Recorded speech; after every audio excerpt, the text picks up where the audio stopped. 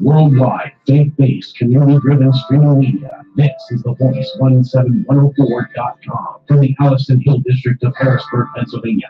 Now broadcasting community radio from Studio A and community television from Studio B on The Voice 17104.com. We're now tuned into Real Rap on The Voice 17104, where Ron Chapel happens every Monday, 8 to 10 p.m. Eastern Time. Of course, you know who this is. It's your girl Niagara. Yeah!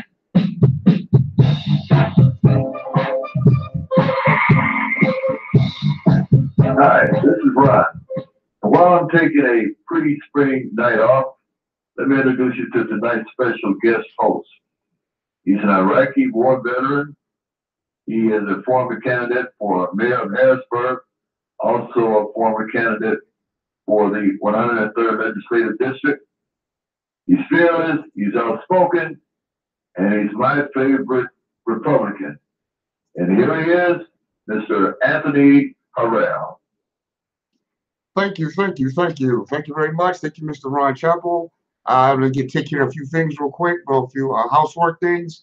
Call-in number, if you wish to call in and speak to me, the number is 717-889-7181. That number, once again, it's 717-889-7181. Now we'll be saying it all through the hours, or anytime if I don't, you don't hear from it, you'll hear it again. I'll replay it or re-say it a few more times just for you, so you'll get to hear it. So you can come in and say something to me, talk. We can talk about whatever you wish, or whatever subject I'm talking about. You have a suggestion, or maybe you just want to say, you want to give your opinion on it. I'm here for you. Like you have a lot of politicians come in, and you only get to hear from them only when they stand up in front of a crowd of 1 million people or thousands, and you never get to actually talk and hear what they have to say, how they really feel.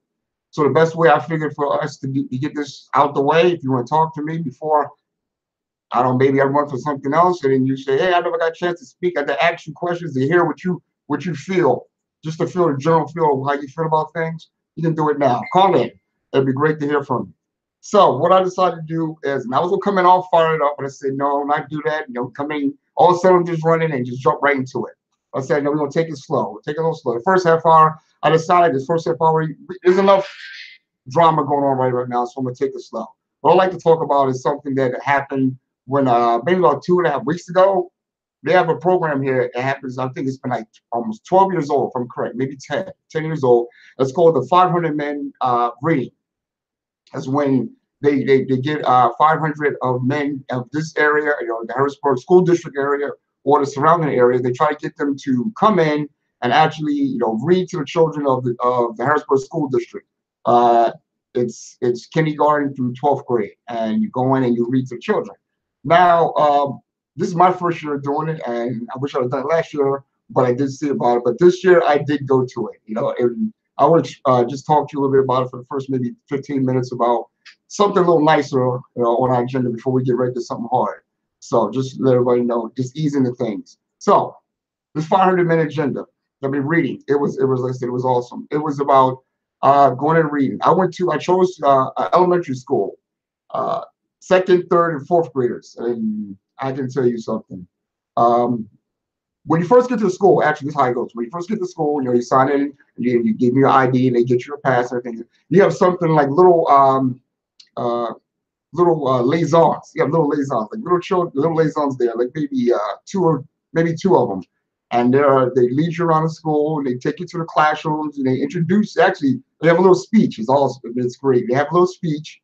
They introduce you, introduce what you've been doing with yourself, and what why you're here, and what you want to do, and life, even actually what you do in life. Like as far as what is your career, what is your career goal? I mean, they do the whole work for you, and you sit there and they introduce you to every class you go in. So I had a nice young lady that had walked me around the school campus, and she let me know where everything was. I mean, not just walk around the classroom, but they do take you through the hallways, and you get to say, well, what classroom is that? What's that on the wall? They're very knowledgeable of the school itself, as far as this is the 1st grade side, this is the 3rd grade side, and this is the pages they put up for this program. And it was very informational. I mean, it was awesome. I felt a little intimidated because she knew everything about it, and it was like, hope she asked me a lot of questions, but she took me around. So the first class I went to, I think, was like a second grade class. And when you go in the classroom, you know, the teacher's waiting for you, and of course you're standing there, and liaison, she introduces you. She introduced you to the classroom. Now I'm gonna tell you, I haven't never been nervous in front of like the cameras when I was on running for mayor or state rep or whatever, or even standing in front of the classroom. No, I had a different type of nervous, you know, though that was all brand new and it was so scary, you know, and the whole 9 yards. But standing in front, I'm gonna tell you something. Standing in front of second graders for the first time, it's very nerve-wracking because you have no idea what are they going to say, what questions, anything that's gonna come off the top of their head and you know it puts you at a disadvantage. You might feel, or you think that I can answer any questions, but children have different questions than adults do, and their motives behind their questions are just different. They ask questions because they really do want to know. They really do want to know the answers. Like, you know, I ask you, you know, what do you do? And you tell them, well, I told them I drove Uber and stuff. And they said, well, if you drive Uber, you know, you must have a big house. They said, well, how do you figure, you know, I have a big house? He said, well, Uber drivers are like taxi drivers. They make a lot of money. So your house must be really huge. So those type of line of questions going on make you smile because to me, it was like make me feel at ease. And it was great to have that happen. So you go in and you have your book with you, you know, because if you don't have a book, the teachers do supply you with like maybe it's like 20 books you get to pick from. Something that you might feel comfortable reading to the children, which was great. I found a book that was called Where the Wild Things Are. I don't know if everybody read it, but it's a great book. I mean, I read it when I was a child, so I loved it when I was a child. It's called Where the Wild Things. You know, and it's a pretty amazing book, story. They made it also to a movie. So, some scenario. So the teacher had them all sitting around and you start reading to them, you read the story. You read a little bit, show them the page, you turn the book over and you show them the page, you know, and they, wow, ooh, wow, I've never seen that. And some kids, I already seen that book. I don't know. So you go through it and you get to the end and you say to them, okay, so anybody have any questions about, you know, Christian, about what we just read? You know, you understand? And you would think children don't understand things on a certain level, but they understand way more than you think they do. Sure. You know, because the question, you know, the question was asked, here's a scenario. The guy, the main character, name was Max, and he was coming from where the wild things were back to home. And the question, and the way it was, it took him a year, a week, and a day to get home from the island back to his home. And the kids would say, and then when he got home, his mother had left him food out. And when he got to the room, the food was still hot. The last page says the food was still hot. And of course, you know what the first question is. The first question you kid raises his hands is, how is this food still hot if it took a year, a week, and a day to get there? And you got to try to figure out an answer that they will be able to understand. So, you know, so you wonder, okay, how about this one? So, you know, the second graders, so you try to talk on their level. So you say, well, you know, how your parents sometimes have microwaves, and when he got home, close to being home, mom must have heard him, and she, you know, put it in the microwave, and she put it on the table, and it was still hot for him. They said, okay, that one went by. That one flew by. And the second kid said, ask no questions. Anybody else? I mean, everybody had their hands raised up. So next kid asks, it says, you do know that this is not real. This story not real. He really didn't leave. I said, what do you mean? He said in the book that the grass grew in his room and he went on his, you know, his adventure. He said, no, you know, he really was sleeping.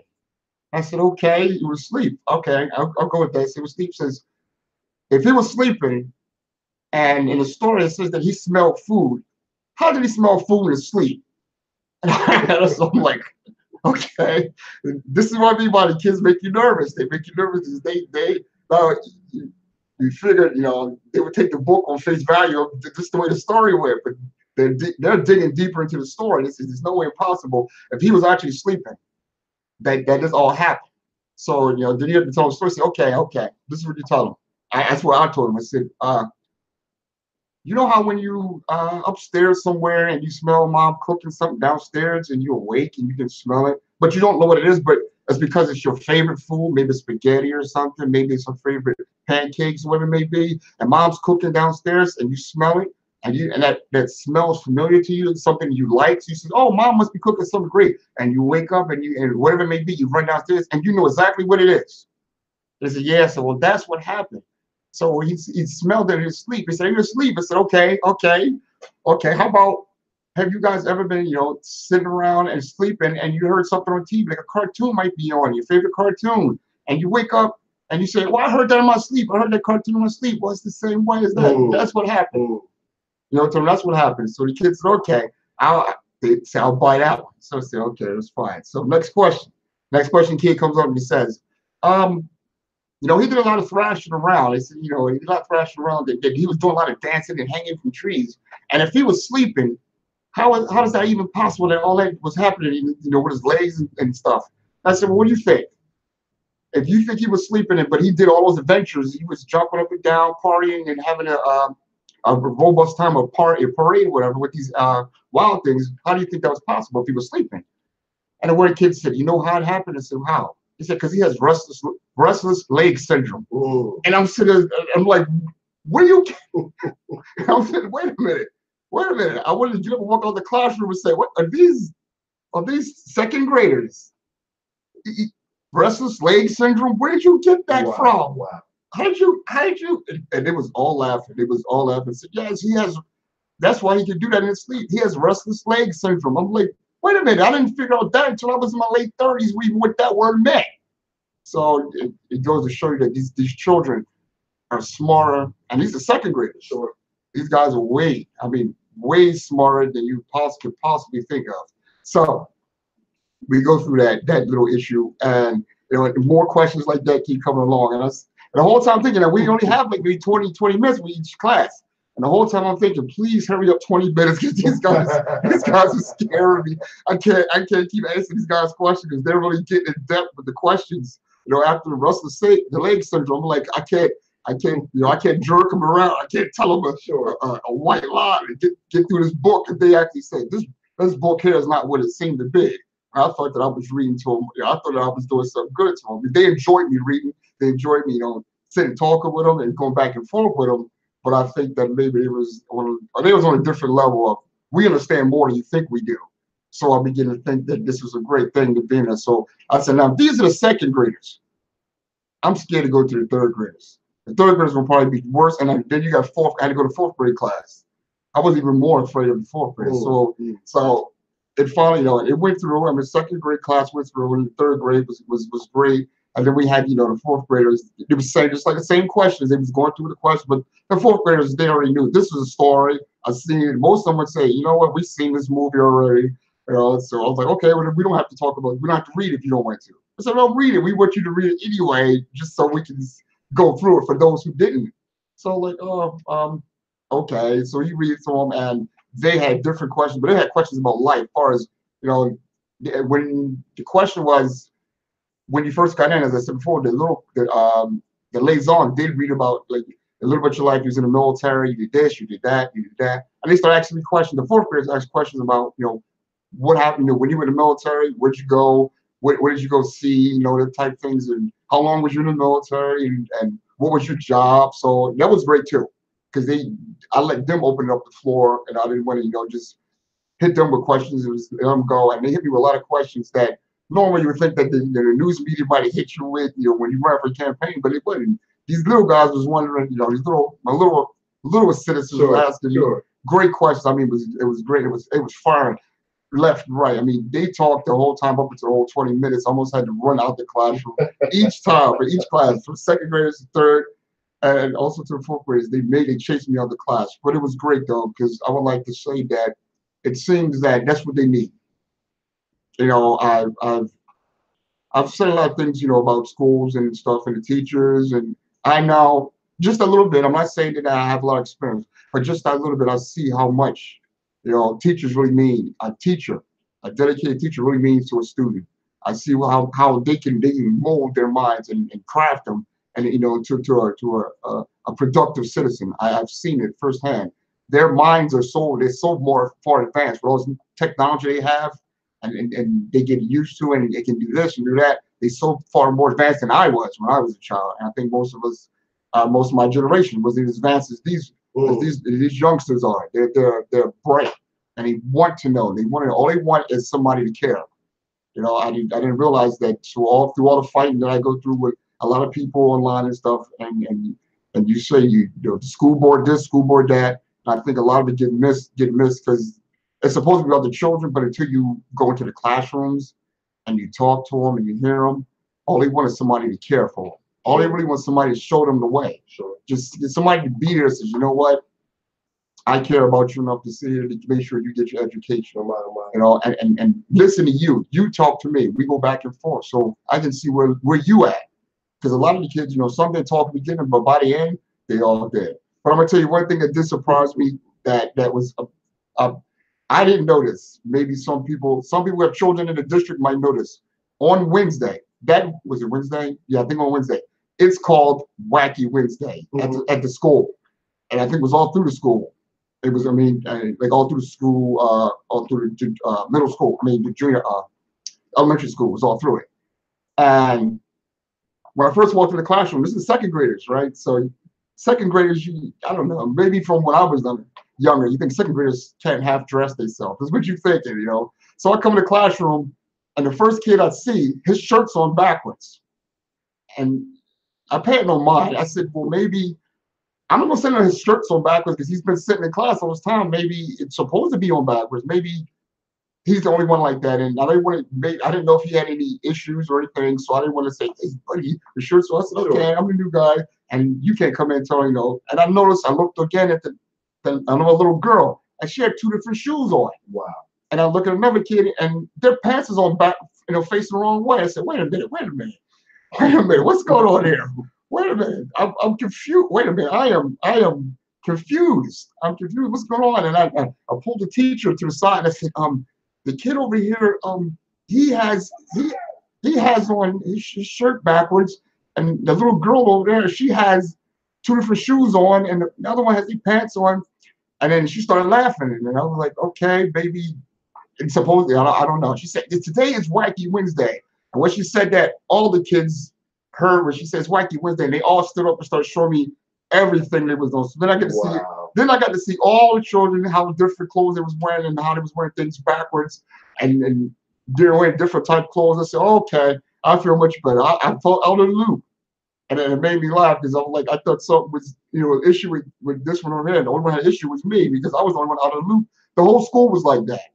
It was called Wacky Wednesday. And it was amazing because they really went out. The kids really all went out for it, and they all stood up one by one and showed me what they, you know. I'm wearing my pants backwards. I have a matter of fact, one of the children had like a sock for like in her hair, like she tied up into a braid. She put socks on the edge, and I was like, wow, this is amazing. And they was proud. It was proud to show me that, and you know, it made me feel good to see that's what this was about. The Wacky Wednesday. I mean, that's what it's about. You know, and the children pitching in and the teacher showing, you know, school spirit. I think that was great to see school spirit. I think that's what that was. So, with that being said, after fourth graders, your liaison leads you back down to the front door and you talk to the teachers and you tell them how much wonderful time you had. And I'm going to tell you, if they have it for the next 12 years, I will sign up for the next 12 years. Wow. And I will be there. I will read to. The next time I go to the middle school, I can go to the high school and talk to the high school kids. Because I see now personally that hands-on, just your hands-on touch to them, it means everything to them. That a long time ago, I sat in those seats. I sat exactly where you sat at. I sat there before. And if somebody would have came in and told me, hey, I ran for this and I ran for that and I did this and I did that, and I traveled the world and that, it might inspire somebody in that seat, somebody sitting in there, a few of them, to say, you know what, then if he can do it, he come in and he comes in, he talks to us and reads books and he talks and sit with us, then maybe I can too. And maybe it's not all bad. Maybe they're not, maybe they do care. Maybe somebody else do care for me outside of my close environment. Maybe somebody on the outside do care about me. And that's why I wanted to let them know that I did. The one thing I did tell them is I do care about you in your education. I told them how important education was. I told them I'm still in school. It's like another semester that I'm done. I have a 4-year degree. And I told them, you will always continue to learn. Right. Always continue to learn. You will never stop learning. The day you stop learning, but the day you ain't here no more. Until then, you learn every day. Sure. And you keep learning because it makes you a more well-rounded person. So the kids loved it and they wanted to read more. They said, read us another book. The teacher said, it's time to go. So with that being said, I would like to say for the 500 men the program. It's an excellent program. They should do it. It should just be. I think they got maybe had maybe 100-something minutes. I think they should go. I think their goal when they were sitting there talking before we went to the classroom, the goal was to get 5,000. Sure. They would like to see 5,000 men sign up for that program and go into our schools and sit there and just and show them that the community supports you, not just your educational environment, but the community outside. Just we're looking at you, we support you, we want you to have the best. So we'll read to you, we'll read to you, we'll talk to you, we'll tell you what our careers are, our career paths are, and what different ones you might look at. I know when I was a kid, all I seen was a doctor, lawyer, and just about a fireman or a policeman. I didn't know about these other ones that come mixing in there, about the guys in the masonry and the electrician and all those. I didn't know about all those guys. I didn't know they existed. But now we come in with all our different skills. Some of us come in as teachers, some of us come as professors, some of us come in as students, Uber drivers, wherever you want to come in, all kinds of ways. And the children get to see that there's other opportunities for us to go out there. But the main goal we stress, is you have to get your education, right, and you have to read. You have to learn to read. If you don't learn to read, you can't get anywhere. You have to be able to read the manuals to even do the job. You don't have to read it yet. You have to learn to read. Reading was the number one thing. So, with that being said, I'll segue out of the 500 men. And Chris, do you have anything you want to say? Do I put a break or not? Where you good to go? You're pretty good, brother. Okay. So now we went from the 500 men, which was I love the shirt. I even love the shirt again. 500 men shirt. Sure, I'm gonna wear it, but I just loved it. It was awesome. So now let's get into what's going on now in Harrisburg, which is the school board election. Now we're coming up on school board election. It's time now to pick the newest members of the group so that we can try to turn this around. We have to turn this around one way or another. The two ways we can actually get it turned around.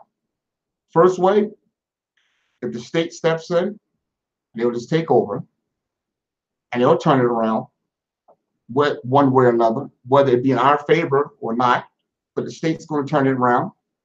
Or we do. We the people turn it around. We elect the right people, they get in there and they get their issues together. Because see, the main issue is even, when I used to go to some of the meetings, the main issue is they couldn't get along. You ain't got to shake hands and be best buds, but you got to remember why you're there, why you ran in the first place.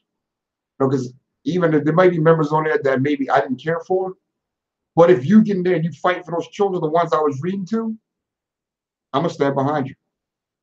I'm big enough to put that behind me. I'm big enough to say, whatever my issue with you is off to the side.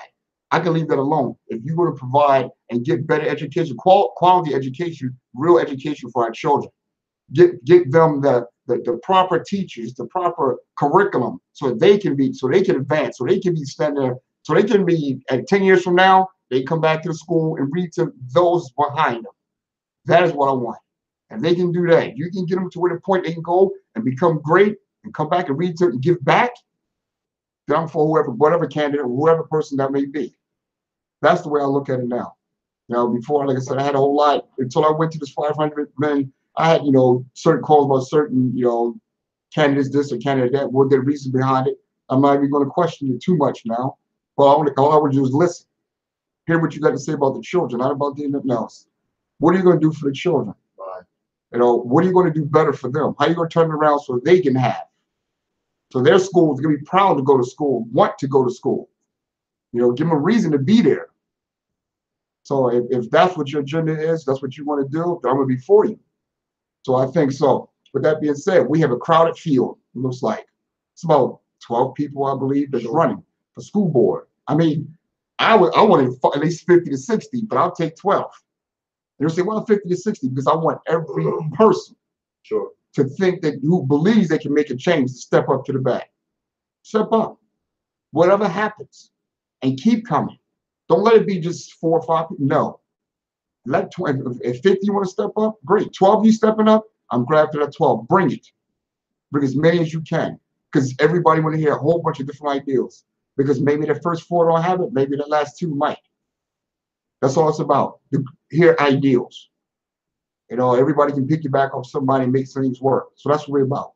So out of that 12, because I'm going to vote. I'm letting you know I'm going to vote. So I'm listening to it at 12. I'm gonna give everybody honest chance. Whatever it was in the past, I'm gonna let that go.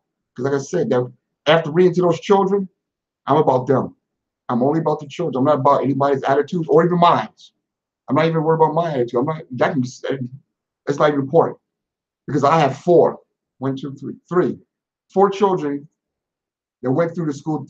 Went through the Harrisburg School District. One was in high school. One in high school now. She graduated. One in high school, and one in middle school, and one in elementary school.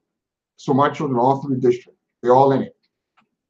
So when you talk, I'm listening because you're talking about my children as well as everybody else. You're still talking about mine. So if you're going to do certain X, Y, and Z, it's going to help benefit my children. You don't have my vote. It's as simple as that. You don't have to cater to anything else. Just do that. That's all I want you to do. Just do that.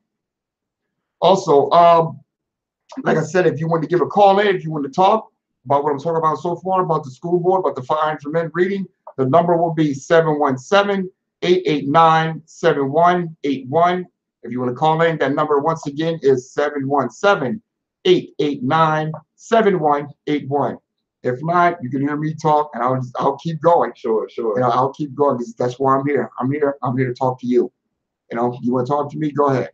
So, how we doing on time, Chris? We're pretty good. We're actually 8:27. If you want to take a quick commercial break, we can and come right back. Okay, we'll do that. We'll take a quick commercial break, then come back, and we'll talk some more. What's going on, people? It's your boy Q Life, Man Up Entertainment, and you're now listening to Real Rap with Ron Chappell right here on The Voice, 17104.com. Let's get it. You are now tuned into Real Rap on The Voice, 17104, where Ron Chappell happens every Monday, 8 to 10 p.m. Eastern Time. Of course, you know who this is. It's your girl Niagara. Yeah. Hi, if you want to be an advertiser on the Real Rap with Ron Chappell Show, just text me at 717-565-0028. Very economical rates. 717-565-0028. Right after this. We all know advertising.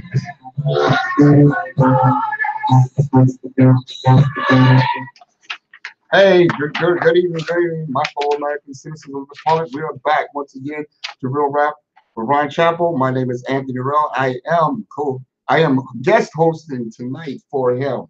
And we're talking about all kinds of different type subjects. Like I said, if you'd like to call in and talk to me, the number will be 717-889-7181. Once again, the call-in number is 717-889-7181. Now, there's a few things going on lately. I'm gonna take it out of the realm of Pennsylvania. We'll go a little bigger now. We can do that now because now we into that part of the show where we can keep pushing on. So we had a good fluffy stuff in the beginning, make you feel good stuff, which is true. But just to make you feel good, this is something that every now and then you got to hear something good. Sure. We can't watch the news and it's all just terrible. It's all disasters and pestilence and all kind of it's the end of the world talk. We can't always have that. So I decided that's why I did the beginning away. So now let's get into a few things. Was that a call-in? Yes, sir. Go right ahead. Caller, you're on the air live with Mr. Anthony Harrell. Go ahead with your question and or comment, please. Hey, hi. Like to speak to Anthony. Yes, sir. Yes, sir.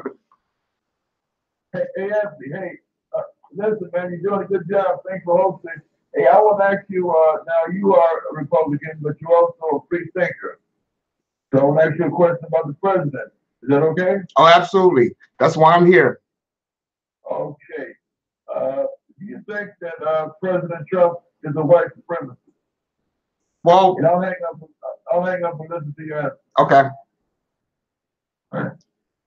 Now, when it comes to white supremacy, I'll put it just like I said this earlier. I put something out on Facebook before when it came to that. White supremacy is not a person. White supremacy is not an individual or a group. White supremacy is an ideal, just like terrorism is. We knew when we killed Osama bin Laden, terrorism didn't stop. It didn't stop. It just increased more because killing him didn't mean anything. It wasn't, it was bigger than what he was. When it comes to white supremacy, it was there before Donald Trump. Oh my. That's going to be after he's there. See, white supremacy, I tell everybody, white supremacy is global. It's not just, just the United States. It's all over. So it's in this ideal that's all over that certain individuals, certain groups, a certain group think that they're on a certain level compared to others. Now, as far as the president, I don't, like most people say, I don't know what's in his heart. I know what he says, but I don't know what's in his heart. It's like I can't see what's in the heart. I can't see what he is. But what we try to do, we try to say about what his actions show. I think he's part of the rich elite. I think he's part of the rich elite. He was born with a silver spoon in his mouth, and he don't know, all he knows is that. See, the rest of us, we weren't born that way, so we had to go through a different type of struggle to see certain things in this world that he didn't have to see. He didn't have to see. And it's nobody's fault that it happened that way. I'm not making excuses for him. I'm not going to do that. But all I say is, he's no more responsible for what people do out here than any other leader. And somebody said to me, people are not responsible for what, I'm not responsible for what I say. People are responsible for how they, I am responsible for how people interpret what I say. Let me get it right. Sure. Whatever, I may say one thing, but someone else interpret it another way. I'm not responsible for how they interpret it. If a person's going to go do something to a group of people, to a certain religious group, they're going to do it no matter what nobody says. They're just looking for an excuse to go out to blame somebody else, so that way they don't feel that was on them. All these people just go around now and they shoot at the synagogue. They shoot up, they went to, they shot up over in New Zealand, and they all drop names. All these people drop names. I did this because that person inspired me to do it. No, that's not how that works. You did it because you wanted to. Because see, I'm in the camp of you blame the person for what they do. We can't go around saying that he said this or we did that. Are we supposed to be free thinkers here? Like you said, we free thinkers. We had will. God gave us a will to know right from wrong, to do what we want, to choose. They chose. That person that goes out, decide to go to a church, sit and pray with people, and when he get done, stand up and say, I apologize, and wipe them all out, kill them all. That was a choice he made. That was his choice. Because even while he was sitting there praying with him, he had choices right then and there. To not to. He could have got finished praying and said, you know what, I changed my mind, I'm going to walk out of here. But he chose not to. The same way in the synagogue. He could have chose not to go in there and do that.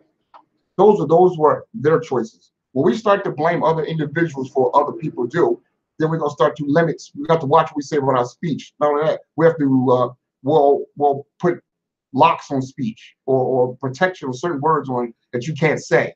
They'll say, well, you can't say these words no more because these words make people do certain things. Then there goes your freedom of speech. Freedom of speech go out the door. They'll say, you can't say this. We already know there's certain things you can't say. We know which words they are. But now it seems to be that if you say anything that somebody else disagrees with, it becomes hate speech. I've learned that when I say certain things like, if I was against,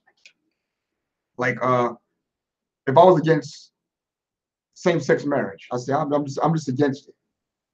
Not for no religious reason. I'm just against it because anything that would hurt a family unit, procreation of a family unit, I may be against that. That could be with drugs, alcohol, all that could be mixed in and everything. And because you say that you're against it, those words you just said now they say it's hate speech, and it's not. That's just how I feel. I didn't say anything should happen to them. I just say they should be put to the side. I should be against it. If I say I'm against abortion, they say that's hate speech. That's all part of it. It's not. We have to watch what we want to blame on other people for what other people do. I think the president sometimes he makes lots of mistakes. Lots of mistakes. But they voted for him to put him in there. So the question that I ask a lot of people when they say, you think the president is, the white supremacist? He's only one person. How many people voted for him? How many millions? How many millions put him in there? Them the ones you should be looking at. The millions of people that put him in there is the ones you should look at. Ask them. Sure. Because they'll say he's only one person. Because if people really thought that he was a white supremacist, he would have had no chance. He would have had no chance. They'd have rejected him. Society would have rejected him. But they didn't. Even with him saying all the things he said, how he treats women, how he does certain things for them, how he treats people of different nationalities, how he treats them, how he talks about them, they still said, I want that guy. Because remember, white supremacy is not a person.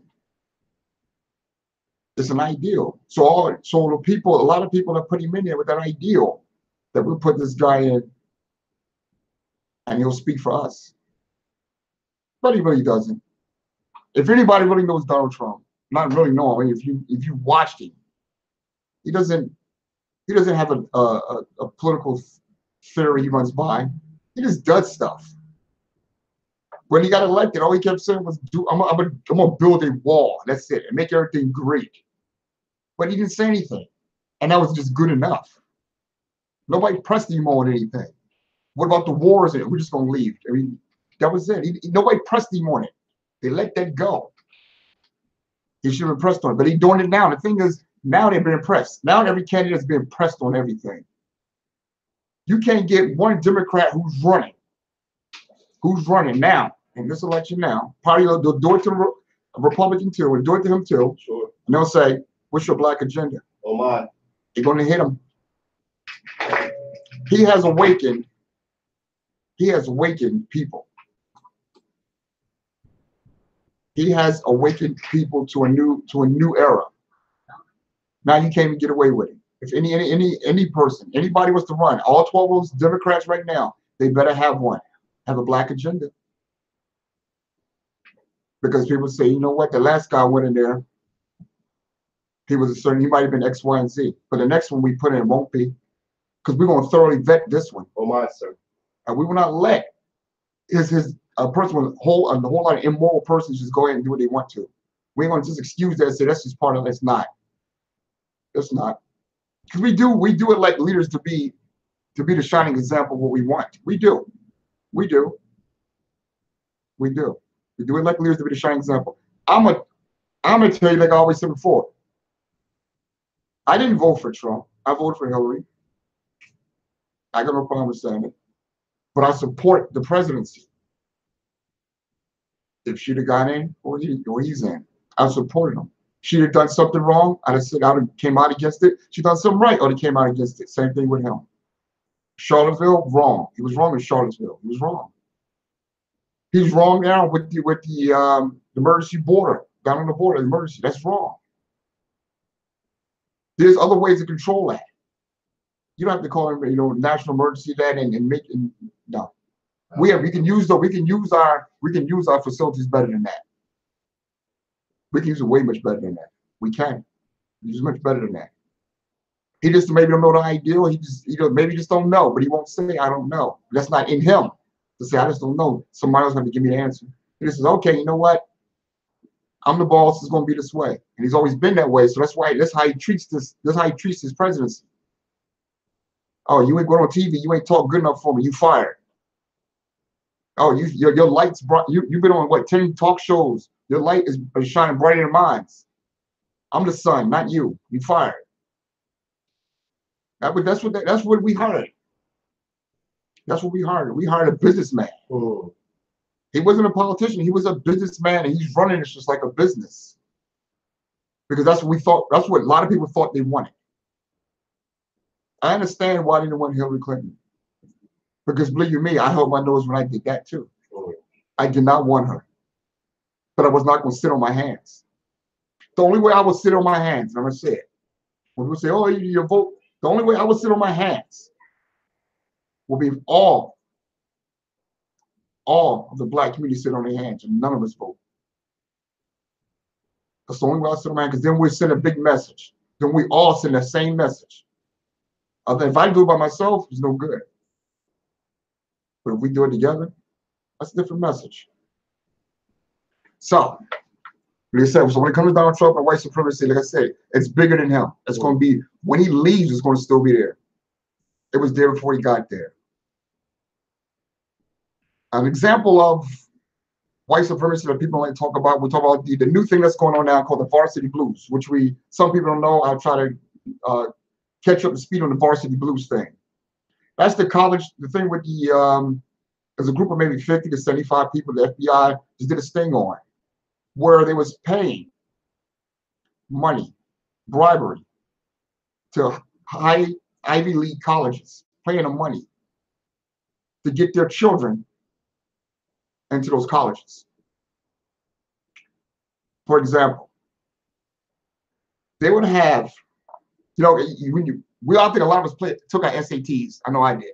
We took the SATs, you had your ID, you had this and that. When you go in, you go sitting in the classroom, there's no phones, and there's this and that, and blah, blah, blah, no calculus, you got your pencil, this and that, and it's strict time. Time is strict time. You got time for the English part, time for the math part.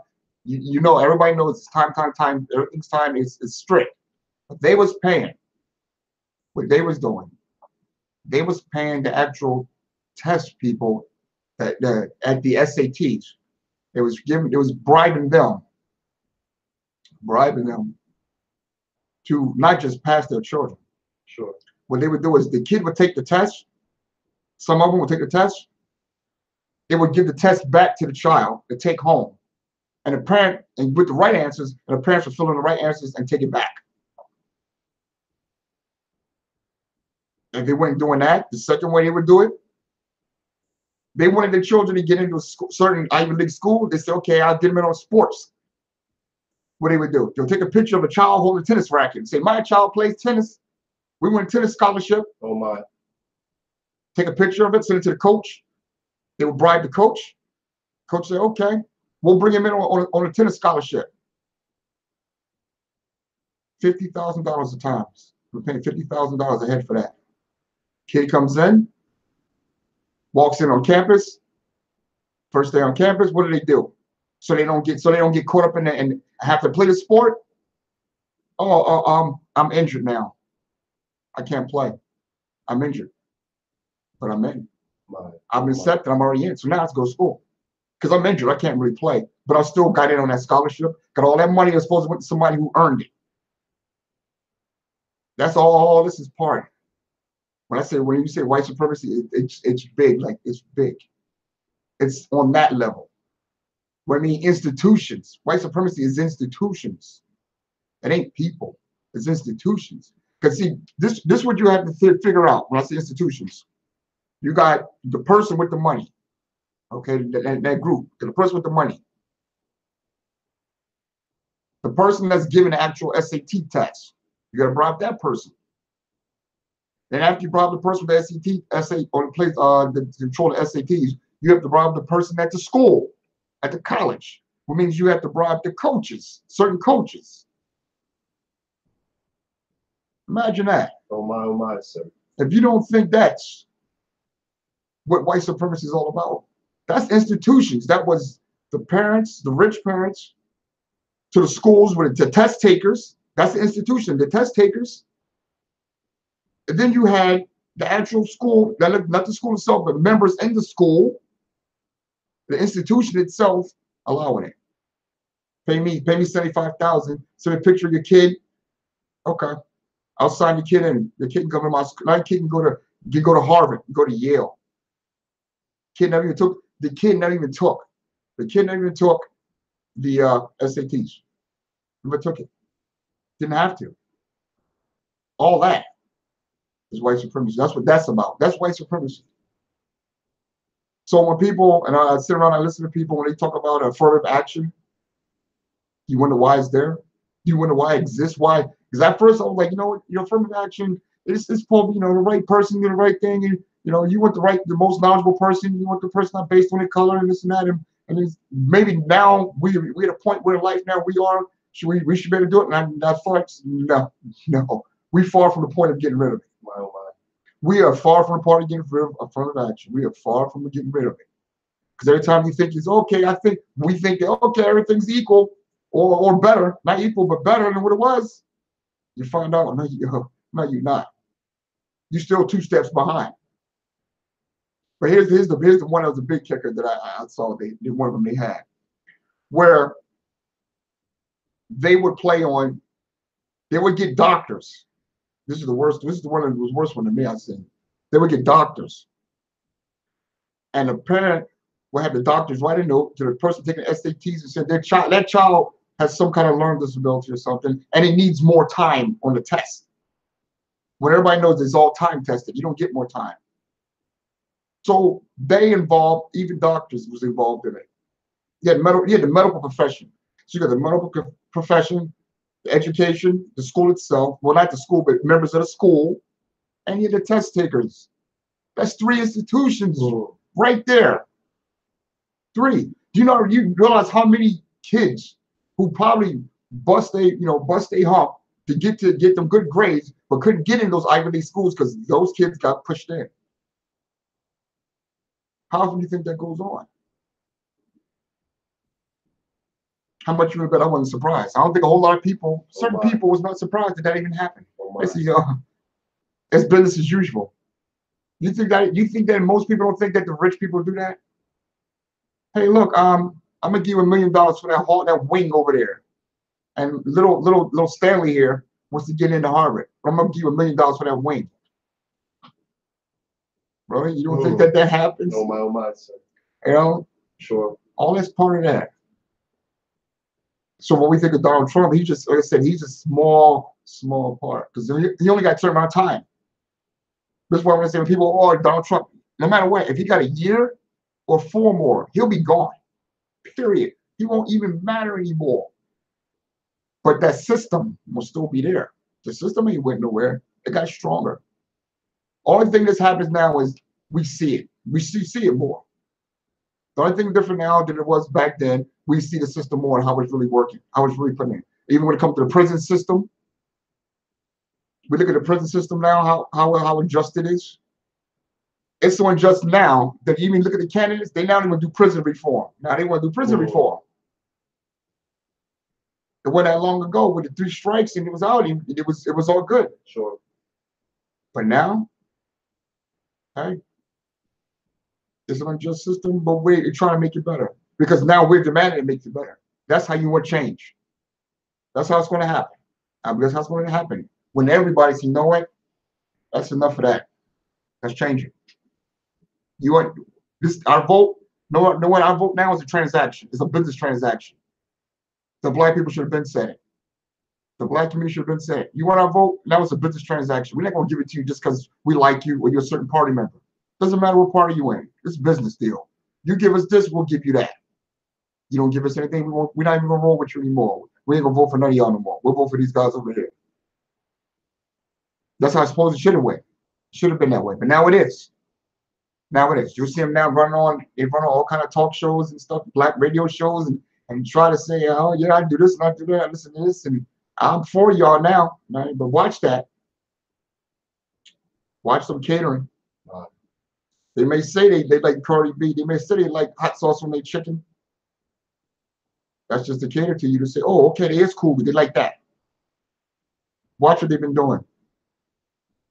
Get real questions asked to them. You know, when you guys do those town halls with CNN and stuff, that's not real questions they ask because it's not us. We're not in that town hall. We need to be in that town hall asking those questions. Why? Because it's an agenda.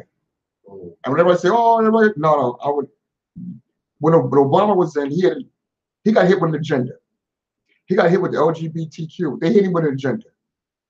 If it weren't for him, he the one that helped push that same-sex marriage. He got the transgenders in the military. The whole community he did for them. He got DACA out there for the immigrants, for the children. And nobody said nothing. Nobody got mad. That was their agenda. They wanted it, and they went and they got it. They said, the LGBT community said, we want same-sex marriage. We want to be equal just like everybody else.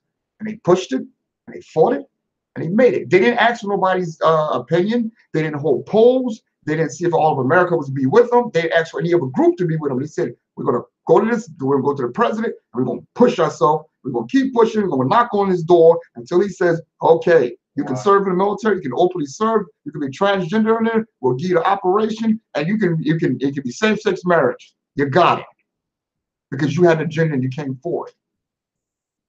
What did immigrants do? Same thing immigrants do. We want our children to be able to stay here. No matter what happens to us, we want our children to stay. Fine, then. You know what, doctor? For the time being, your children will stay here on no status and they fine. We'll deal with it later on time, but for the time being, we do it.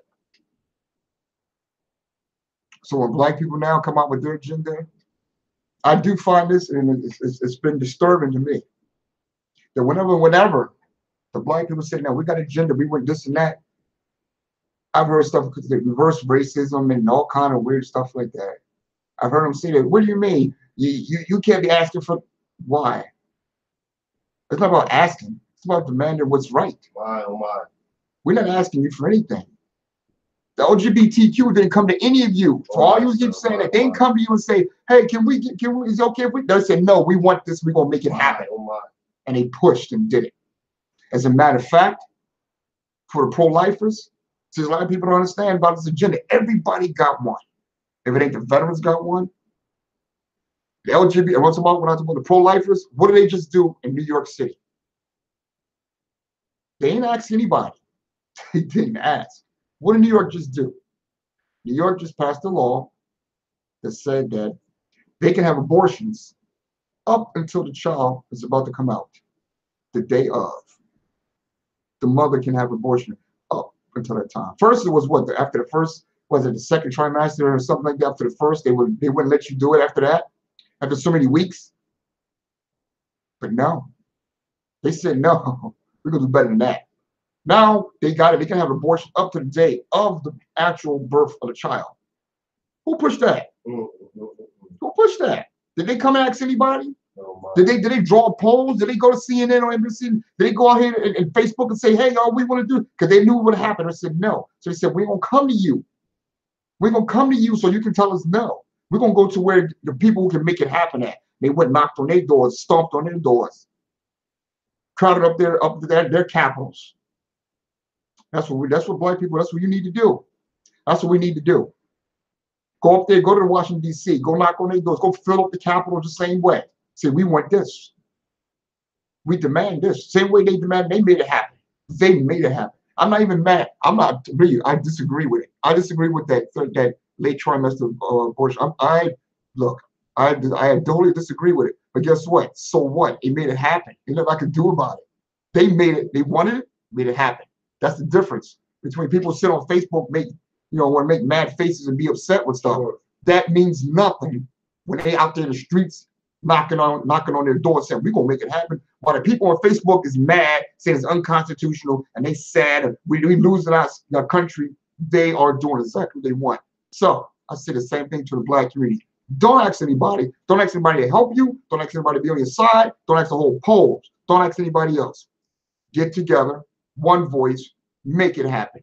Whatever the black agenda is, make that happen. And don't look around for anybody. Don't even worry about it, because they're gonna say things about you. Make it happen, and you'll be better off for it. Because believe me, the LGBTQ probably feel better off now they can be same-sex marriage. Right. They feel much better about it. And guess what happened? 2 weeks, a month later, that'll be out the news. It'll be gone. It won't even be a thing anymore. They'll fight up until the day it gets passed, or it don't pass, and they'll say, oh, it's over with, next subject. That's all it'll be. It'll just be the next subject. Right now, we're the next subject. We're the next subject. We're the next subject. So what do you want to do? Get together. 6 minutes. Okay, let's say back to the gloomy doom again, right? But I do this because I care. Because nobody else do. I do this because I care, because nobody else will. Nobody else will say this to you. Nobody, no other candidate, nowhere, no other person will say this to you, that we need to take care of us. And I want to make this clear because some people seem to not understand this. Pro-black does not mean you anti-white. I want to say it to everybody and make them understand that. People seem to think that it is the other way. Pro-black does not mean you anti-white. Doesn't mean any of that. It doesn't. It means this is house. This is in-house stuff that we need to clean up. Our youth are killing each other off. Our youth are killing each other off. We need to figure out a way to stop.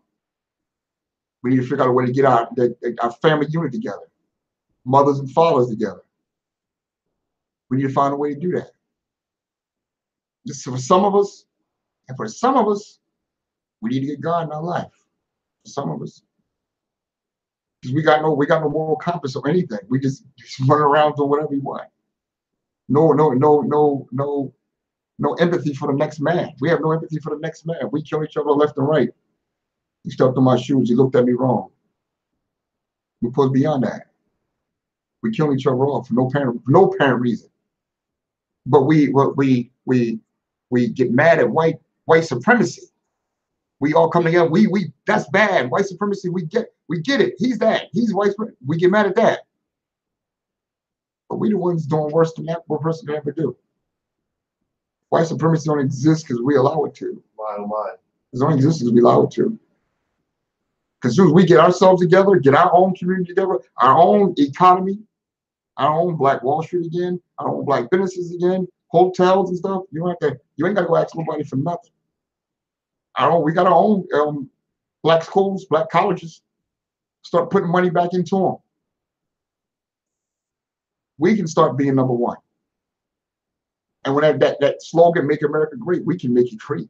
That will mean that. Make America great. That's what that will mean. If Black people have their own economy, we can say, "Make America great," because then we go out to show the world what it looks like, what it really looks like. So we got a choice. I choose that. I would love to see a Black credit union here in Harrisburg. I would love to see it. Because all we do now, what most people do here, they go to the what do you call them? The check cashing places. Oh my. And they get you. I know when I used to work at Richard Park before I got to myself together. I used to go to check cashing places out there and they would get you. You already got taxes taken off. Then you go in there and they say, "Well, give me some more of your money." And I know you can't go nowhere else. You can't go to the bank because you know, whatever happens. Get a black credit union here in the city. Get everybody turned around. Give them a second chance. Give everybody a second chance. Give them all a second chance. Run it. A black money, black hands, black economy. Get it done. Take that money, put it to the neighborhood. You know, home loans, low interest loans, all that kind of stuff for us. But get it together. Because when people say, "Oh, you just," no, I say, if you go to every big city, what do you see in every big city? There's a Chinatown in every big city.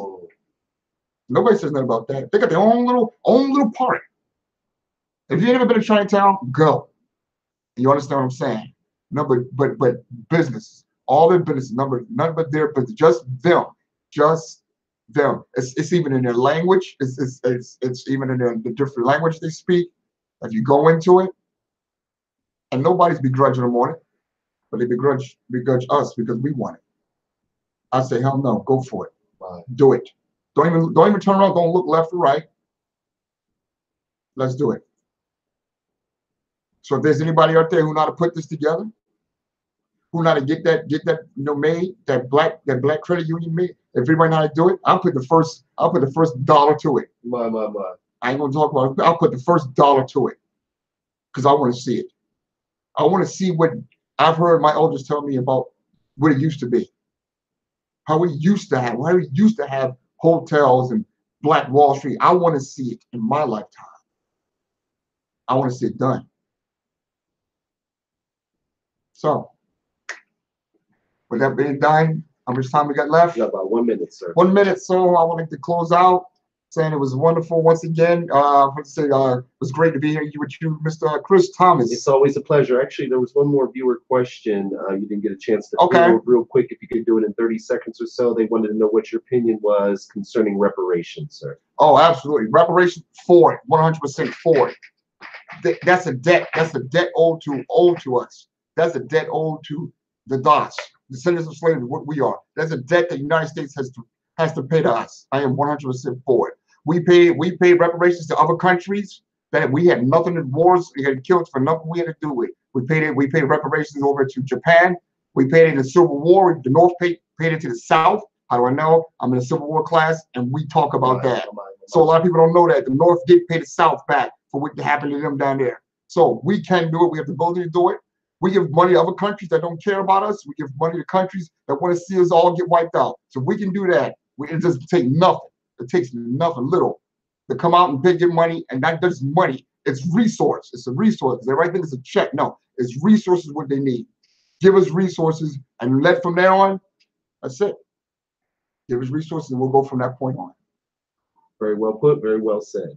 Any closing comments or concerns? Closing comment. I would like to say thank you once again, Mr. Chris Thomas and Mr. Ron Chappell, for allowing me to host up on this show. I hope many more shows, hope many more years that you guys stay in business and keep producing and keep having different hosts on, and him himself and showing talent, show also the great talent of the city, and the great, and bring politicians on, bring them and make them understand, speak to the people. For me personally, I love coming here. I love speaking to the people. I'm glad I have a voice. Yes, that's sir. what it says. Yes, sir. I'm glad to have a voice sir. on The Voice. Yes, sir. 17104. I'm glad to have a voice, and I matter. You